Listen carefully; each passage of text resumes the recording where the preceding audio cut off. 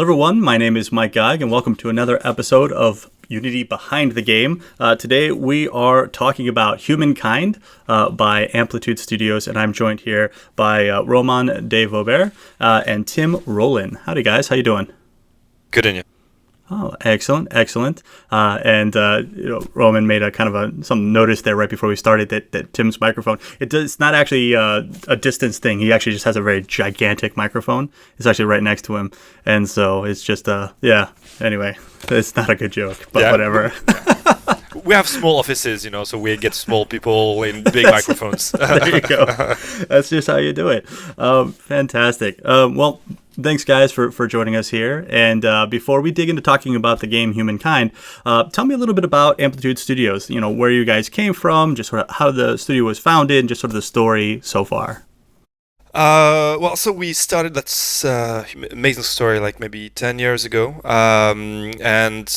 Actually, we could say even more than that, but we're just a bunch of people working together. At the time, we were all at Ubisoft and working on several games like Might and Magic, Dark Messiah, Clash of Heroes, and we're big strategy fans, and we're dying to create our own company to do 4Xs, and at the time it's PC already in 2010, and strategy was kind of being seen as a kind of dying genre. So when you asked around, hey guys, you want to do that? Nobody really wanted to talk to you anymore. So like, okay, that's weird. So it's like to create our own company because we, so at least we would agree with ourselves that it could be fun, and that's it. So that's how it started, and with Endless Space, because Endless Space was a bit easier for us to do. We were dreaming already of Humankind, but we knew we wanted to learn a bit along the way, and at the same time, we've been like big fans of other Space 4Xs, and we felt like it could have benefit from like a bit of a refresh. So and that's why also we invested so much in the universe, in the Endless universe, to try to make the Space 4X more appealing. So one of the things that you had said, when we spoke earlier, is that you went, obviously, a lot of folks from Ubisoft and stuff, without any real 4X game development experience, and the first thing you did was make a 4X game. Like, why that? That seems like a pretty big jump. The 4X, genre is fairly complex. And actually, real quick too, why don't you just, for anyone who may not know what 4X means, would love to have you also talk a little bit about that. Well, basically, for X, it's all about, so it's expand, explore, exploit, exterminate. It's a journalist, I think, like 30 years ago or 25 years ago, who invented that term. And basically, it's more or less this kind of empire building, like kind of games, where you will be in charge of your own people, your economy, your armies, but war doesn't have to be the only way, and that's why it's also games about making friends, diplomacy, about evolution over time, and it could have a lot of variants, around that. But the idea is like empire building, and so it generally are huge games. Mm-hmm. And so, why the jump into 4X, like right off the bat? So big fans, but each time we're showing the 4X, we're playing to our friends, our girlfriends. Everyone was running away from it, saying like, and suddenly we felt nearly ashamed, playing our 4Xs. So we had to hide in our office or in the closet to be able to play it in peace. And we realized that we would love to be able to create 4Xs that we'll be proud to show and to be able to invite people to join us and play this game, and when we'd be playing them, people could be intrigued, so that was, I think, our main goal, and that's why we decided to try to bring as much as we can some of the this kind of, if we could say, AAA production values in an environment which tends to be very focused around game design and mechanics. It's a very mechanic heavy genre, and to make it fun, basically. I think basically it's an objective, that kind of worked. That's why we invested so much on the music, on the writing.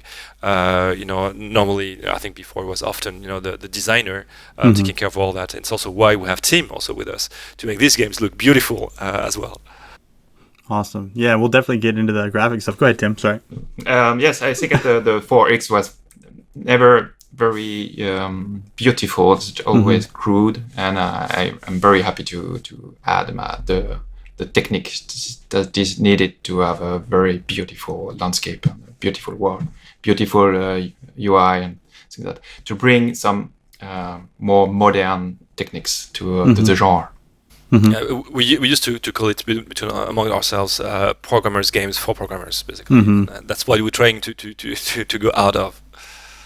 Awesome. So, all right. So, I mean, that great goals, and obviously very cool how the studio started. Endless Space 2. I played a lot of Endless Space 2. And of course, as I was telling you guys, I mean, I'm only interested in one of the X's, and that's extermination. I always just go straight military in these games. And I know everyone's like, you should try one of the other options. And I'm just like, I start, and then I love giant planet eradicating lasers. Like in armies. It's just how I play. But so Humankind obviously very different from Endless Space. So tell me a little bit about Humankind, like the story, the gameplay, the sort of the concept behind it. So in Humankind, it's a game about rewriting the history of humanity.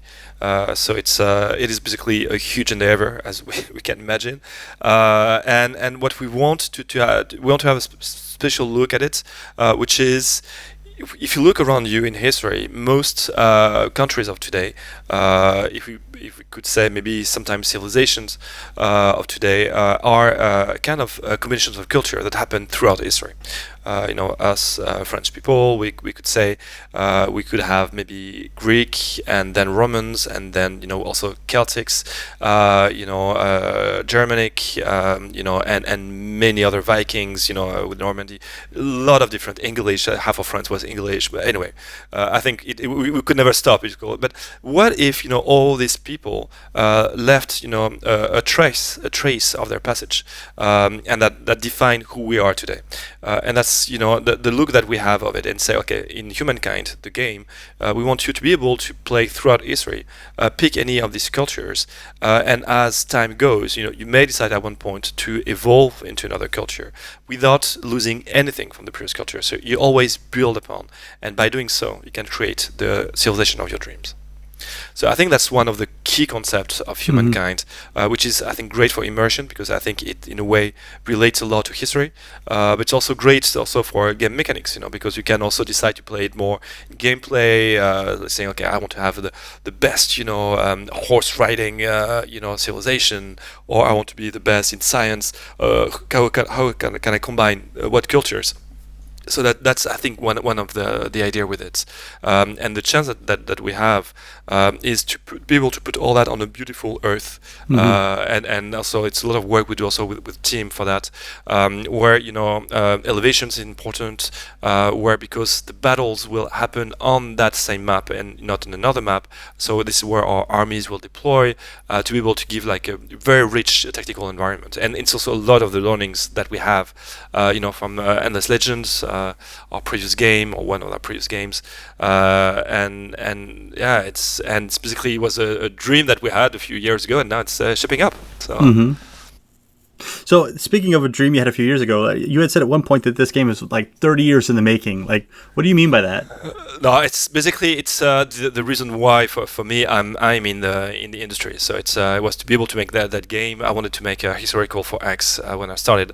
It's more like 25 years ago, but 25 years ago, when you wanted to start in the industry, first of all, when you said you're a designer, nobody really wanted to hire you, because you don't hire designers. You're programmers and you become a designer, or you're an artist and you become a designer. I mean, you are in the team already, and supposedly you know how to do something concrete about the game, not just being a designer. So but anyway, I was lucky enough to be hired as the first designer of the company I was hired by, and then basically, since then they hired like dozens of designers, but and that's how it started. And then the thing it was how to make it true, concrete. How to achieve that, and we're lucky to be able to find great people along the way that share the same dream, and so I felt a bit less crazy, to see I'm not the only one on earth who wants to do a historical 4X, and Sega, on latest on the crazy list, to say yes, they want to do that as well. So it's cool. Awesome. So one thing is, we always like to sort of talk about what your sort of ideal player would look like, right? Your target market, or who's the person that this game will really, really speak to. Let's call this person Ashley. How would you describe Ashley? Ashley loves history. Already, she loves that, and she wants to be able to change the course of history, and say, what if that thing did not happen that way and happened another way? What if the Roman Empire never existed? What would have happened? And she, I think she has a lot of questions about what if the French Revolution never happened? What if so many things you can think of? What if the US was still a colony of the UK? You have so many. I think. What's cool about it is with this what if thing about history is like everyone on Earth has an answer to that. We all have that dream of what this one thing we would love to change in history. So I think that's the first thing that Ashley loves, and I think and then the rest is to challenge yourself, to always try to be thinking on how I can optimize, be better, maybe a bit of kind of the chess kind of mind, and the last one, and it's kind of linked to the first one, but it's true. It's this kind of a dream thing. It's a moment when you play these games. You tend to play for hours. You often say, I'm going to play 5 minutes because it's easy. I can just play one turn, and 4 hours later you're still playing. You say, okay, now I will have to start one more turn, and it's the end of the night, and then you have to go to work, and that's it. So that's a bit how these games are, and it's about taking you a bit away from reality for as long as you want, and to be able to shape your dreams in the game, and that's why also we're investing so much in all this environment to make these dreams beautiful and nice to be in. We don't want you to be whipped in your dreams. Go ahead, Tim. Yes, I think there is also the kind of player that are the observer or the listener, and they want to go like a dream, as you said. And there is so much things to look, so much things to hear in our game. It's just kind of dream. It's a very peaceful. It's a good moment. I was in the same boat as you were just describing. Like last night I was playing, and I was like, yeah, just going to do a couple of turns here. And then it was just like an hour or two, because I'm like, I'm 2 turns away from building these walls, and I'm 2 turns away from my pottery facility, and I got to have my pottery, right? It just, I'm just like, I don't know what any of this stuff is. Always have something coming, basically. I know. I don't know what this is going to do for me long term, but whatever. I'm just clicking stuff. It's fun. It was neat, and the graphics were really cool. I loved a lot of the effects. I definitely want to talk about those. You were letting me know a little bit about how we did that stuff. But one more question here, kind of in this sort of category, if you will.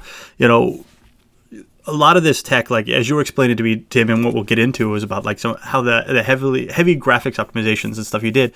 I'm curious. So. Why did you guys choose Unity Engine for this? Obviously it's the Unity podcast, so I'm gonna have to ask that question. But like, why? What was the deciding factor for you guys? So maybe before you give some of that answer, because there's a quick answer which is not just related to Tim, is in 2010. I think one of the reasons we were able to create Amplitude was because Unity was there. And I think, a couple of years before that, we could not have created Amplitude because we have been scared about creating our own tech or using a very expensive tech and not being able to finish again because of that. So, stupidly enough, one of the reasons why, it's because now it's possible, and of course, when you for the first time at the time when you're looking at this, what you see is what you get kind of environment, and it felt so modern, and you just, wow, it's accessible, it's modern. For me as a designer, was like, oh, I can understand what's happening, so it felt good. And anyway, now we'll leave Tim to the more better answers than that. It's very a good answer, because the things with Unity is extensibility. If you want, you can just replace the part that don't fit with your project. So you start with Unity, and you make your first prototype, and it's very easy, and you have immediate results, and it's everything fine. But if you want to make a more big project, you still can do it, because Unity is very convenient if you want to replace and change things. It's not static, and it's the main thing I like in Unity.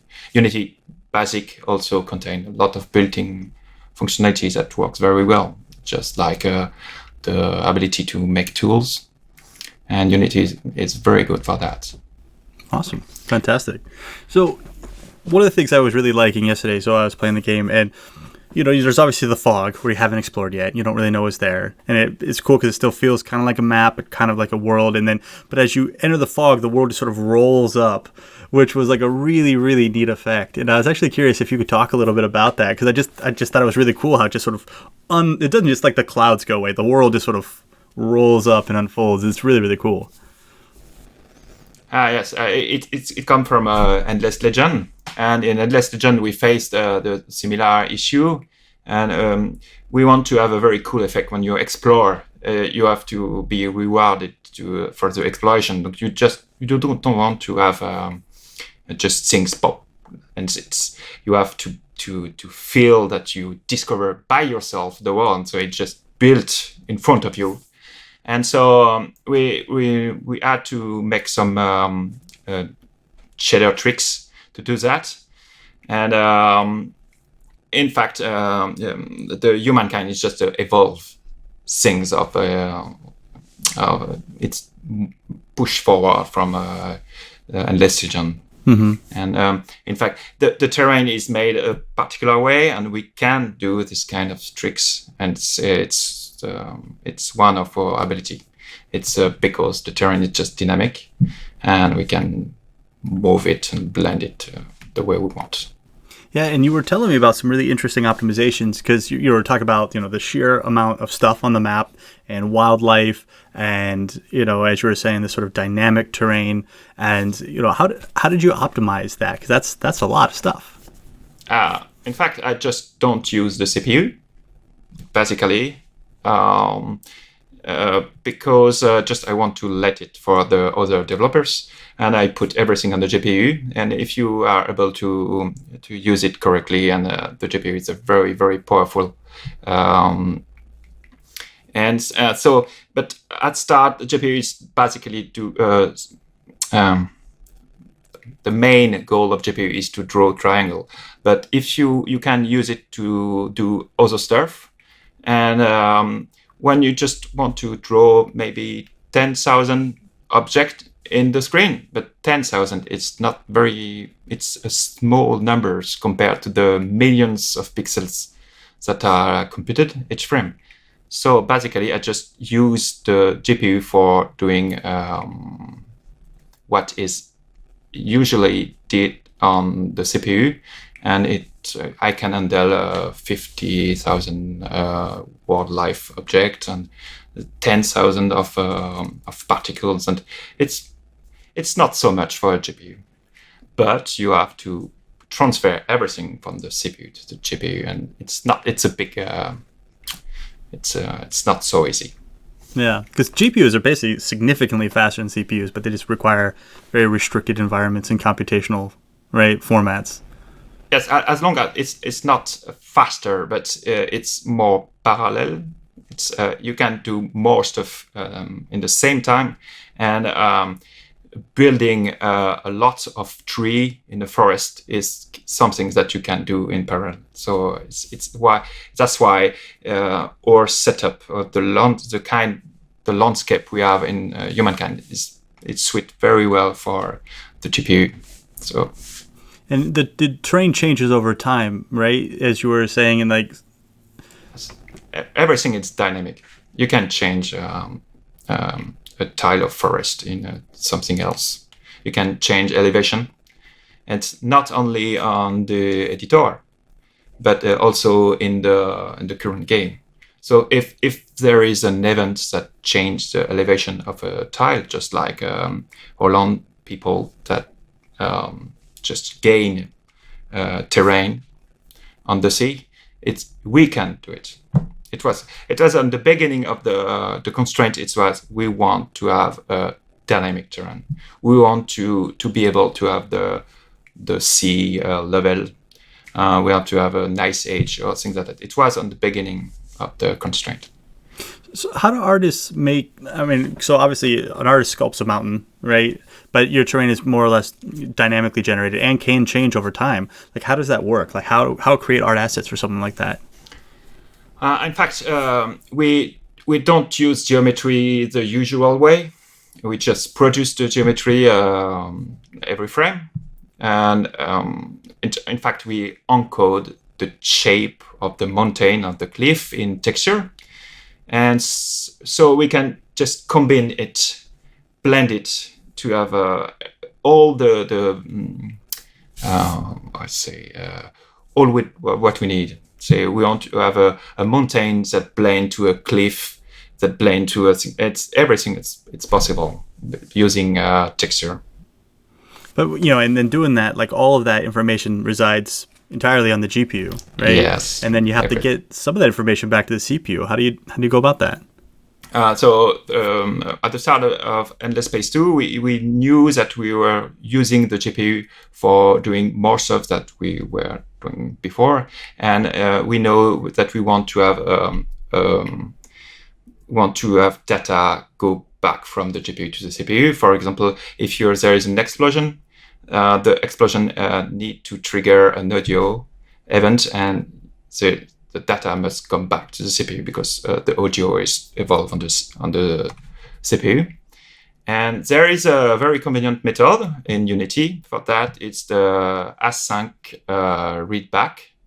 It's a way for a buffer to get back the data from the GPU, but asynchronously without stopping the render pipeline. And the function was missing a few years ago, and just at the end of the Endless Space 2, it was here. Hopefully, I was waiting for it for 2 years, I think. And the people from Unity get very responsive for that. Fair enough. So so basically you just put stuff in this buffer and then read it back on the CPU to see what all happened on the GPU and stuff. Awesome. It's just for some really cool effects, and I can't wait for people to check it out. Like just the sheer number of stuff. And you were talking about like just the sheer number of like animals and wildlife and everything that's going to be on this map and the effects. And I was actually, because you told me this when we talked previously, and so I was like specifically looking at the mountains and I was trying to like look for gaps or seams or whatever. But it's just really, I know. I was like I'm gonna find some tile. Like he's lying. I'm gonna find some. It's really really cool. I really like how it all kind of. I mean that's kind of like the theme of this game, blending, right? Like all this terrain blends, these cultures blend. It's all pretty slick. And actually, speaking of which, one of the things too that as I was playing yesterday, and you were talking about how cultures can change over time, civilizations can change over time, and stuff like that. It's not like I'm this culture and now I'm that culture. You have these things, and I forget the exact name, but like these legacy traits. It's like here's something that's you now, but this is going to be you forever. Like this trait, it will be part of your heritage, your ancestry. Your legacy traits. You'll just carry it on with you so even if you like were warlike and become peaceful, but you still have those roots. It was really neat. Just to like, so it's just always building and building. Because for that, yeah. If we didn't leave, that if we took away anything from evolving, people would not have been evolving. They would have never desired to evolve. And at the same time, it's not really the purpose. The purpose is to say that this is our history that shaped us. So that's why it made a lot of sense. In immersion gameplay and and yeah, from all the players we have, it works great basically. And go ahead, Tim. Sorry, I see you want to talk there. And the legacy trait also appear on the terrain because when, for example, when you build a new district, it chooses a kind of map. Say it's a square one with the Roman way, or just organic one with city planning. City planning. Yeah. Yes, and this. When you change your civilization, when you change era, the city plan doesn't stay how it was. It just look like in our cities there's some part of the cities that is with a curvy road and other with straight road, and it appear on the game. We were very happy with it. Yeah, you see that in real life. You go to an older city and you can just almost see the rings of it. Yeah. It's basically even the buildings, that will stay. It's a bit like when you go to Rome. I think you see like 2,000 years of history, and it's the same idea. It's here. When you build a city, when you're Egyptians, you'll probably have that temple that will stay throughout the history if the city is not destroyed, of course. But and as you keep expanding your city, you can see the kind of the Roman quarter of the city, and you can see maybe the French quarter of the city, or in the Chinese quarter of the city. So it's really cool. Yeah, and it ends up with these very messy, complex cultures. Yeah, that feels about right. That's awesome. Fantastic. What were some? I mean, and the game has kind of an interesting styling and stuff like that. Like, what sort of influences played into the styling of not only just graphically but the gameplay and stuff like that? We love basically all 4Xs. We've been big fans of Master of Orion, Civilization, the Paradox games. So obviously now I think we. Basically, I think played every big 4Xs around indie or not indie. So so obviously, even without realizing it, there's a lot of influences from all these games in our games. But there's also, I think what has been key for Amplitude is to try to go both beyond 4X, for inspirations, in RPGs, for Endless Legend, has been very important to us. You will find a bit of Heroes of Might and Magic that we worked on before. A bit of that in some inspirations, but also beyond gaming. And whether this is in terms of writing or art choices, Corinne, who's not with us today, but she's our art director. She's always trying to make sure she the last thing she wants to see is a game being fed by other games. She wants to make sure that the inspiration comes from around us, and especially in history. You want to make sure you don't find your inspiration on Google or on other games, but really through museums or through basically. So we have historians also helping us for Humankind, but to try to show us what it really looked like, and please do not look at Google to see what it looked like. So okay, fantastic. So what I'm just curious, so there's a lot of ways to play this. There's obviously a lot of cultures that you can adapt and stuff like that. What would you say your guys' favorite way to play this might be? For me, I just go what's going to help me conduct war the best? That's just always, I'm just any technology for me is so can I make weapons out of it? That's how I play games. But I'm curious, for you guys, what's your style?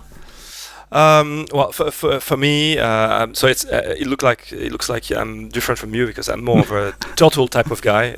So I'm definitely not attacking everyone. But what you describe is my wife does the same. Whenever she plays a game, she attacks everyone she can attack. So she tends to lose quite fast, and it's funny because she's not like that in real life. But I don't know why when she plays our game, she wants to always attack everyone. But anyway, so different play styles. Now for me, what I love to do is, and that's why some mechanics that we have probably in our game maybe fits a bit my playstyle as well, but so to build an empire, try to be friends ish around me, and try to evolve fast with the high tech. Make sure I have a good army in case someone wants to attack me, and try to have always not the biggest army, but the most advanced one. Because I love these moments where I can have maybe like 3 tanks when the others have like a zillion archers, and see who will win. So it's all it's kind of this fun thing, and to try to be able to win the game without going to war ever is what I love to do. But you need to feel like you deserved it. It's you don't want it to happen because the AI is passive. It's only because the AI didn't find the right moment to attack you, or never was able to find the right moment to attack you, because you befriended them and found ways to ally against others. So that's why that AI didn't attack you. So it has to feel natural. But yeah, that's my playstyle. Tim? I'm not. I don't have a real playstyle, because just I start to play and then look the animals and then look everything, and I notice that here there is an issue, here there's an issue. So it's very difficult to go along that. But I was very happily surprised. Not surprised, because we work a lot for that. But with the last version, it's just like there is no more bug. And I can enjoy it. I can for the first time, because when you build a game with as a 3D developers, it's not like a visual. It's just only triangles and shader on it. It's very difficult to be inside the world, but it starts to with it's everything. Hard to enjoy it when you make it, right? Yes. Yeah.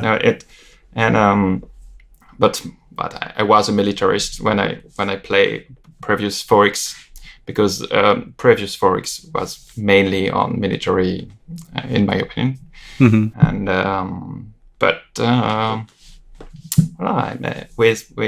getting older now, so I'm not so much interested in the military now. Fair enough. But I do like that what you were describing, where it's like, if the enemy does attack you, just this overwhelming technology, like they throw rocks and you're just like, laser beam. It's like, I win. It's satisfying. Yeah. It is very satisfying. Play stupid games, win stupid prizes. Exactly. So what were some of the things that, obviously this is a process of discovery as you're building these things. You obviously have played with the 4Xs, so you have a solid foundation, but as you're making them yourselves, what were some of the things that maybe you tried for Humankind that didn't work out, or that you just had a really hard time getting right? So already the battle, it may not sound like it, but it was hell for us to make it work. It's funny because we did a very quick prototype on HTML5, was it? With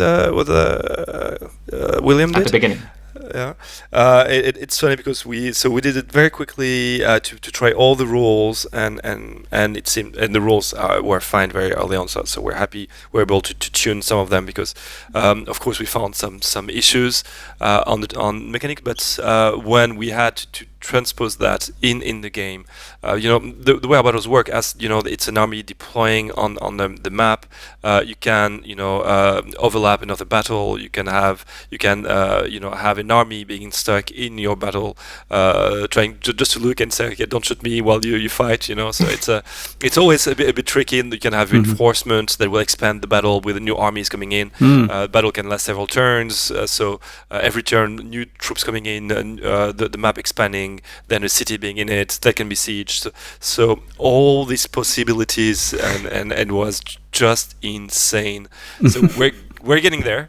We're happy about it, but it took a long time. Yes, and we also have a lot of issue because of the amount of information on the terrain. When we play on the terrain, there is a beautiful small thing to look. But it is the time for the battle. You need to have a clear version of the battle.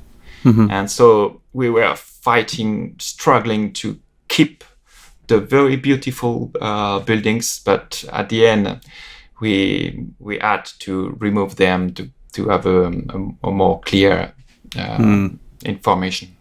And it's very just heartbreaking. We tried everything. Maybe you'll find a way. Everything. everything to keep the trees and keep the building, but at the end we had to remove them for the clarity. You're going to have a moment in a couple days where you're just going to go, wait a minute, and it's just going to be like, I got it. Oh, we spent so many time, and the funny thing is we spend as much time for Endless Legend, and we at the end we remove also the trees, and but this time we say, okay, we will find a way to keep everything, but no, maybe we take 2 years to finally decide, okay, we have a way. It's not the best, it's not the one we would have chosen, but it's the only one that works for now. Yeah, that's got to be tough to pick the thing that's the right choice for the game, but it's not necessarily the vision. Fair enough. Awesome.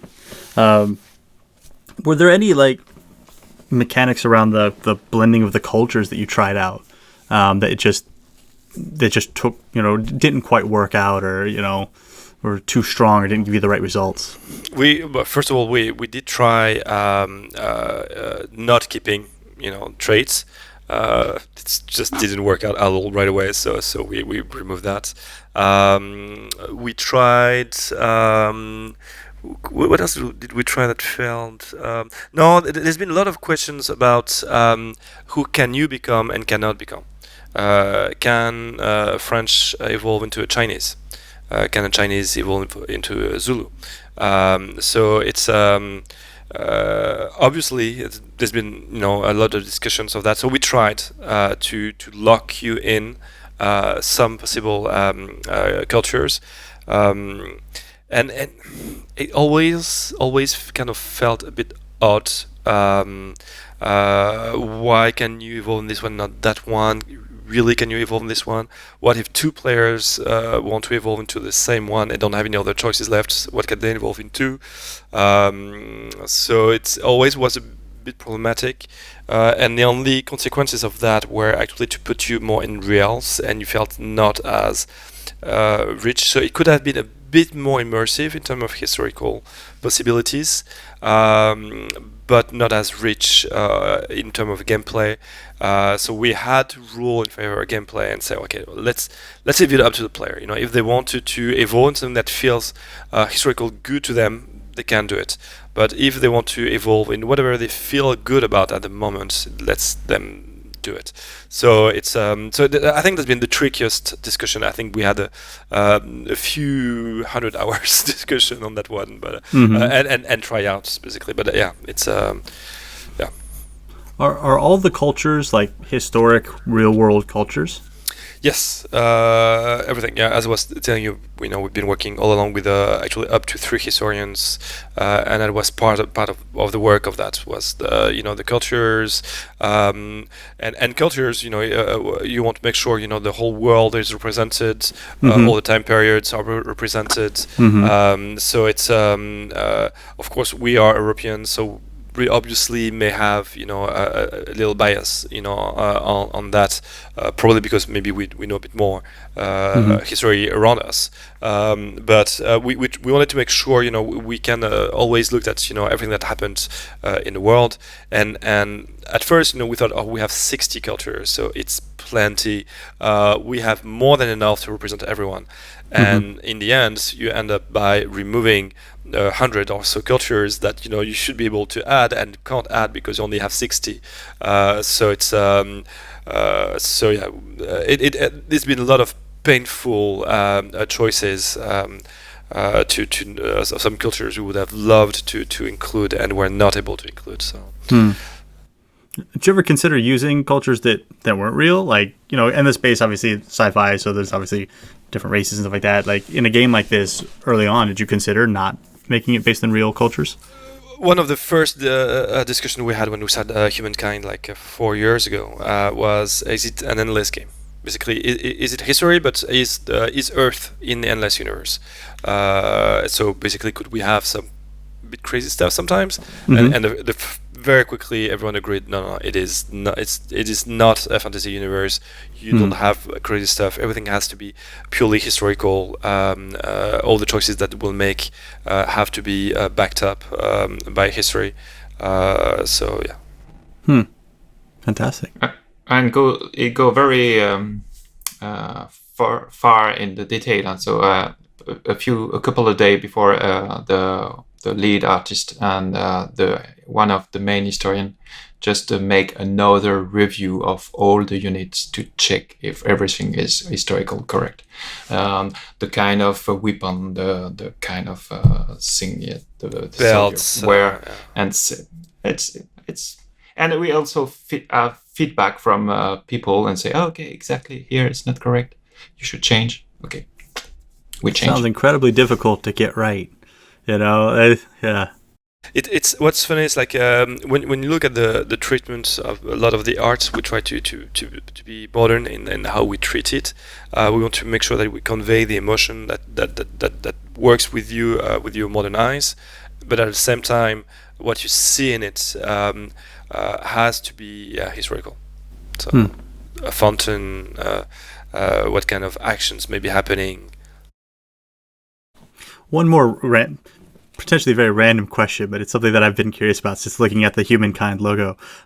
Is there a reason the third finger is not attached to the hand in the logo like the other ones? Is that just there's a story behind that, or is that I noticed it? Well, no. Originally, it's if you put your hand, on paint and against the wall, you may have some fingers not fully being attached, So actually, it's more the ones being attached are a bit weirder than the one not attached.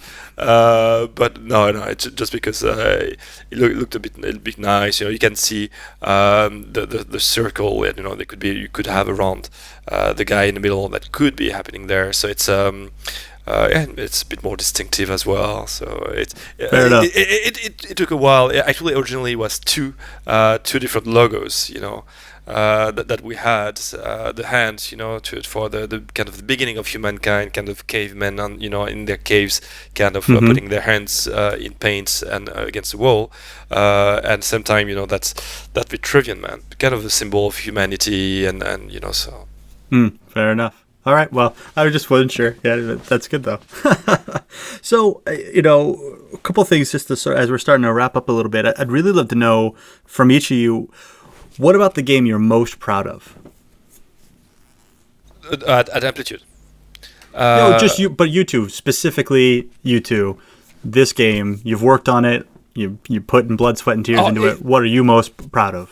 Of Humankind. Yes. In Humankind. Yes. Well, so much. I would say for me, it's the sheer number of elements that we have in the game, and to make them work together, it is so huge. So I think the immensity of the game is something I'm very proud of.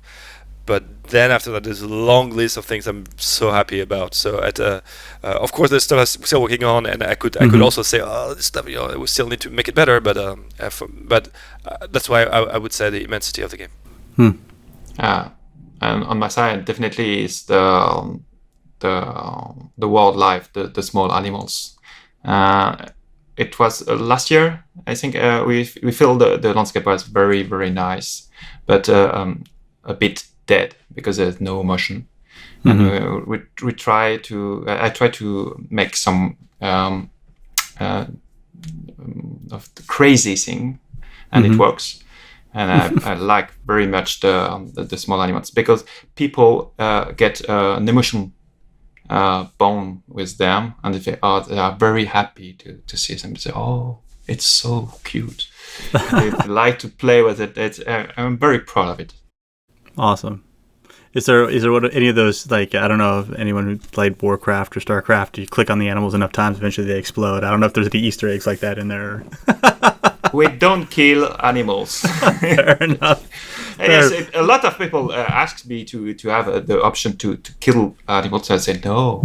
They're so cute. Sorry, they're on the GPU. I can't touch them. Yes, you can because they feel the It's a one of the behaviors that blend with one of the behavior of the animals is the fear or love of the god, and god is your mouse cursor. And if you move, they're afraid of it, and if you stop moving, they just want to see. That's it's funny. very funny. There was actually a bear inhabited my copper mine in my game last night, and I'm just like, get out of here, bear. And everyone started worshiping it, and I'm like, all right, fine, go for it, whatever. Magic bear. What would you say is the thing that you most importantly discovered while making this game? About the process or about yourselves or whatever. Just what did you learn that was just like a very valuable lesson? I think so many, basically. Well, it just there's something I should have known, and you always remember that it's something you should do, but to work on the game for such a long run, basically, it's very difficult. It's very difficult. It's a marathon. It is a long marathon. So I think you have to be really careful of the sprints, and when basically you sprint, if you want to reach the end line, and it's a game. I think again, that's why I speak about the immensity, but I don't think we realized the immensity of the game when we first started working on it. Probably, I hope I will be a bit more careful with that on the next one. I've been extremely lucky, to have a very patient Sega and team as well. So it's, marathon. Nice. Don't Pace sprint yourself. all the time. Pace yourself. Yeah. Okay. Patience. Yes. This game was on my side. This was 20 years. Not conclusion, but because it's, and I put everything I learned in my 20 years of coding inside the game, and I learned new things also. But we knew that you need to have a very good team to make a good game, and this one we found a very good team, and everything worked together. It was very, very good. Awesome. So we learn it again. If you do it well, if the people work the good way and people are at the correct position, everything will, with some luck, everything will go to a good game. It will produce a good game. Awesome. So, I mean, obviously a very ambitious project, right? What advice might you have for other teams who are starting such an ambitious project? Fair enough. No, but definitely don't start by that. That's for sure. So if you want to do such an ambitious project, make sure to gradually get there, because I think we've been able to resist that marathon because we had a few games behind us with team and most basically of the leads. We've been quite a tight team, working on quite a few games. We know each other quite well, and I think that's the only reason why we've been able to make it such a good game and survive it. I think we would have been a brand new team. We've been Amplitude 10 years ago and decided to start by Humankind. We wouldn't be there, that's for sure. Yes. Okay. I'm sure. Maybe it would be sure that you have the key people at the beginning of the game, and you don't have the time to hire on to find the good guy or girl after the project has begun, and there is so many decisions that needs to have a very, very good insights to avoid big mistakes that make big costs. If at the beginning you choose the wrong way technically, you will pay a lot. So you have to have a good advice for the designer to avoid the pitfall. And so be sure to have the correct team before. Okay. Fair enough. Awesome.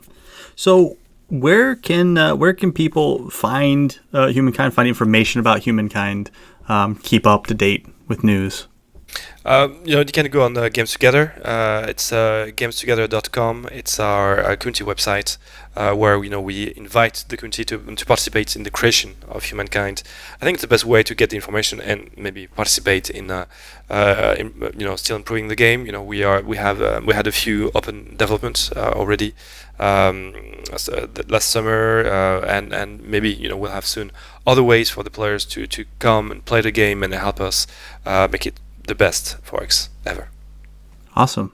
Fantastic. And then, so what's next for Amplitude? Obviously, you're still working on Humankind, but after that, like what can you talk about? Well, now, right now it's definitely, honestly, we're so busy. It's mostly Humankind. We always have, dream projects around. The main focus for us is just to get Humankind right, and it's not around the corner yet, so maybe around the corner, so we still need to focus. Fantastic. Awesome.